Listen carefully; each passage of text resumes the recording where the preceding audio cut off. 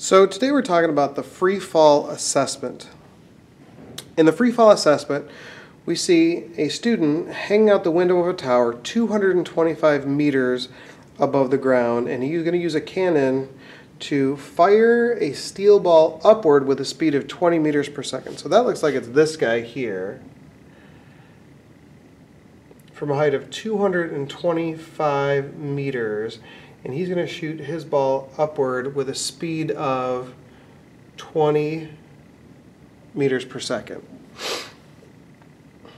At the same time, there's another guy, and he's up at the top of the tower, and he's at a height of 320 meters. And it looks like he's going to drop his ball at the same instant. So this looks to be our situation. And the question is, when are the balls at the same height? All right, well, let's work it out.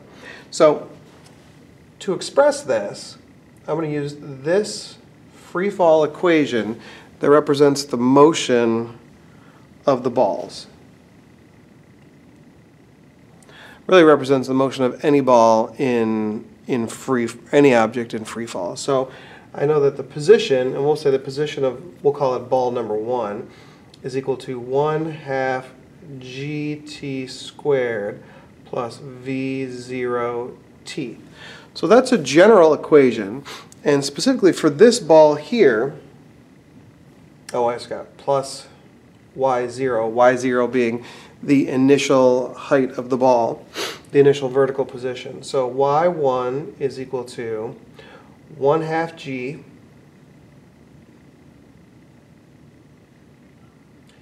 t squared plus, this one is shot up, its initial velocity is 20t plus its initial height is 225. So that's for ball number 1. We can use the same similar concept for ball number 2, where we'd say that the position of ball number 2 is equal to 1/2 gt squared plus 0t plus 320. The 0 refers to the initial velocity of that ball as 0, and 320 is its initial height. If I want to know when they're at the same height, I need to solve for a time when the positions are equal. So I set y2 equal to y1. Doing that, I get this equation here, 1/2 gt squared plus 0t plus 320, and that's equal to my y1, which is 1/2 gt squared plus 20t plus 225. So given this, looks rather complicated, but you see that you have a 1/2 gt squared on both sides. That can subtract off. This is 0t. And so when I go to simplify, I end up with 320 is equal to 20t plus 225. If I subtract this from both sides, I end up with 95 is equal to 20t. So t is equal to 4.75 seconds. So that answers the first question. When are they at the same height? The second question is, when do the balls have the same speed? This one's actually a little bit more complicated because it doesn't ask when they have the same velocity. It actually asks when they have the same speed. And there's a couple different ways to go about doing this.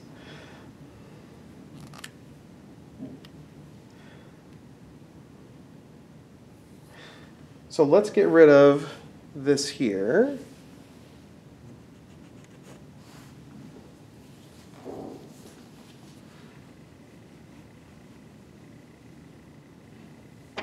And let's talk about the speeds.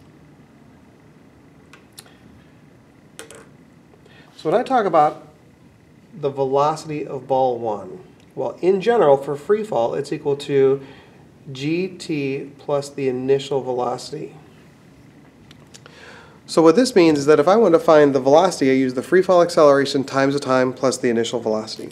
For this ball in particular, velocity of ball 1, so g is negative 10t plus, and again the initial velocity is 20. So what I can see is that if I want to find the velocity at any time, I could just plug in the time, multiply, and then add, and I could get the velocity of that ball. No big deal. If I want to do velocity of ball 2, I end up with gt plus the initial velocity, but in this case for ball 2, the initial velocity is 0, so I just end up with gt. Now, if the question were, are the velocities ever equal, you could answer no pretty easily, because if I set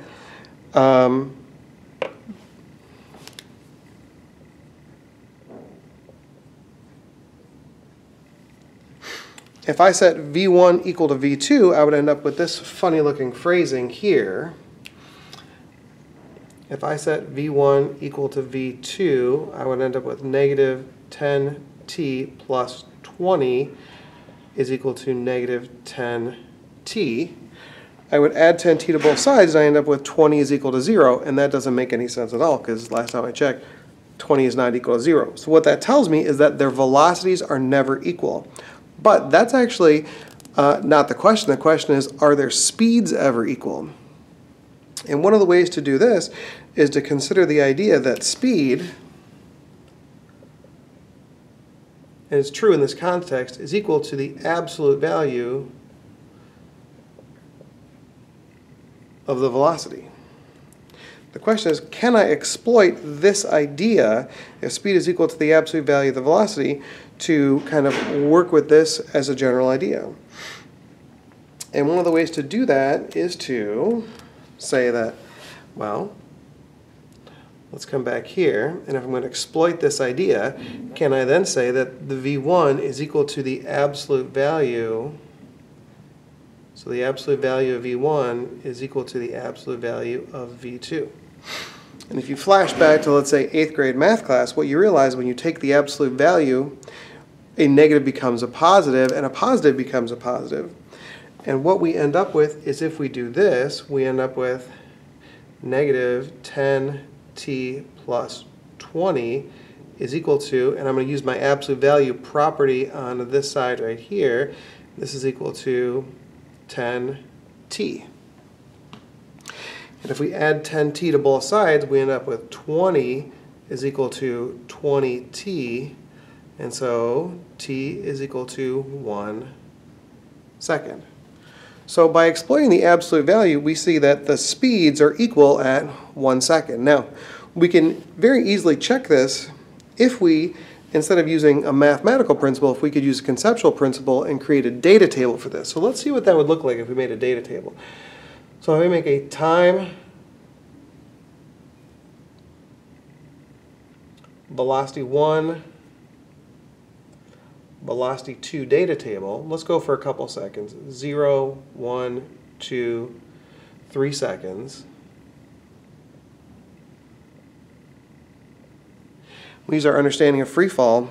Velocity 1, ball 1 was shot upward with an initial velocity of 20. After 1 second, if it changes by negative 10, it would be 10, then 0, then negative 10 for its velocities. Velocity 2 was dropped, so it's 0, negative 10, negative 20, negative 30. And what I like about this is, if we notice, at the 1 second mark, which is what we expected, we can see that the velocity of 1 is 10, the velocity of 2 is negative 10, and so speeds are both 10 meters per second. So that is consistent with our understanding that of the absolute value principle. And if I just look here, absolute value of 10 is 10, absolute value of negative 10 is also 10. So at that moment, at 1 second, the speeds are equal. Then we have to ask the question, the last question is, which ball reaches the ground first? All right, let's get rid of this.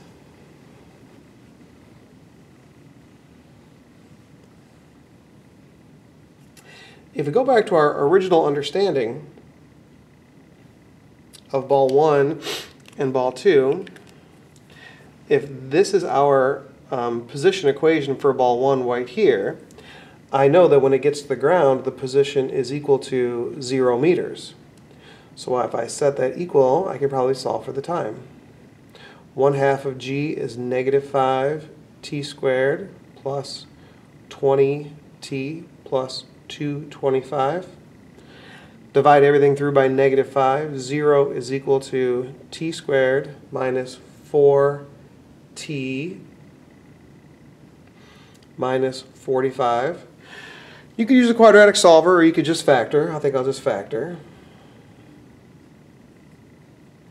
So this is t, that's t. One of these is plus, one of these is minus. We need something to multiply to give me 45 and subtract to get 4. I think it's a -9 and a +5. So t is equal to 9 seconds. So t for ball 1 is equal to 9 seconds. Let's do t for ball 2. y2 is also equal to 0. So 0 is equal to -5 t squared plus 0t plus 320. This one's a little easier because we don't have this term, so I end up with 5t squared is equal to 320. 320 divided by 5, t squared is equal to 64. T is equal to 8 seconds. So T2 is 8 seconds. So comparing these two, we can see that ball 2 hits first.